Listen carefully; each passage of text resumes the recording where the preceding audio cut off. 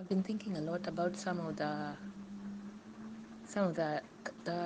things, the narratives and doctrines that are passed down to us by parents or other generations that have gone before us, that we actually think are the order of the day, and we actually think it's, the gospel truth, and we live by them, we declare them, and we even start conforming towards them, and certain patterns of our lives start conforming to it.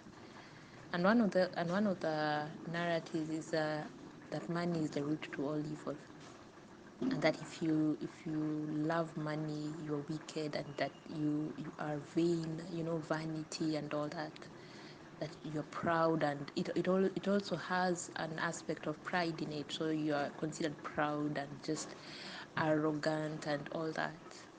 Meanwhile, living this life, you find that this is the only realm where money matters, irrespective of whatever religion you subscribe to, whatever religion you trust and believe in. There is the aspect of spirituality, physical manifestations, and then now ascension in terms of your spirituality. There you get terms like soul, your soul family, and this is the only dimension, the 3D, because we are living in 3D. This is the only dimension where certain aspects of manifestation can occur. Things like physical manifestations, things like money, things like food, things like clothes, things like houses. These are things that are only taking place in this dimension. No other dimension will you, because then it's the 3D, 3 dimensions. So when you think about it, this is the only dimension where you actually need things like money, and you need it. It's not a narrative. It's not like you can live without it. You need it. Chances are either you are receiving it first hand, second hand, or third hand, but either way, you need money. You need money to survive. You need money to pay rent. You need money to eat. You need money to dress. You need money to move from point A to B. You need money for education. And even if some people consider that to be a miseducation, because these are doctrines that are being passed down, but these are aspects of this simulation, which is life.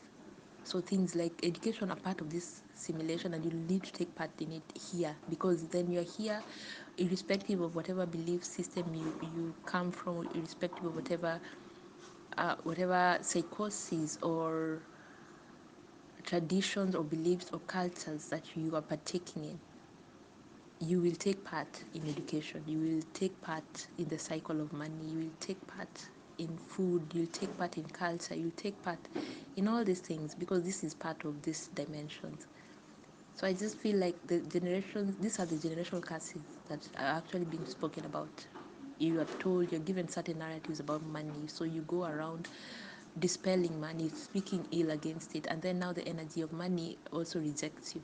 Because then if you're walking around saying things like money is the root of all evil, and you're walking around saying things like money, and the others who say things like money answers all problems, and you're like money causes problems. You see, now those who speak for it are in sync with the energy of money. Those who speak against it go against the energy of money. Then now you don't have it.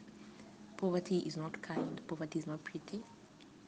And as much as we say things like, Ati, you're poor and happy, or Ati, would you rather be poor and happy, or rich and sad and miserable and depressed? Let me be rich and depressed. At the end of the day, needs have been met. If you're depressed, it's a state of mind. You can change it. If you're poor, my God, poverty is sad. Poverty is one of those things that just eats you. And for me, no. Let me just be wealthy and depressed, and I strive for wealth, because this is the only dimension where wealth matters and wealth speaks. Any other dimension, you won't need it. So if you're waiting to go to heaven to enjoy money, talking about the streets of paved with gold, talking about things like there you'll be paid in silver and gold, for what? For what? What are you using money in heaven for? This is the realm where you need money. Please be wise, walk and align yourself with the proper energy, proper frequencies, proper thoughts and thought processes. Call forth what answers in these dimensions. Because if you start propagating things of the spiritual, things of ascension levels, 5D, 12D, you are delusional. You are being serious, because that's the after this dimension.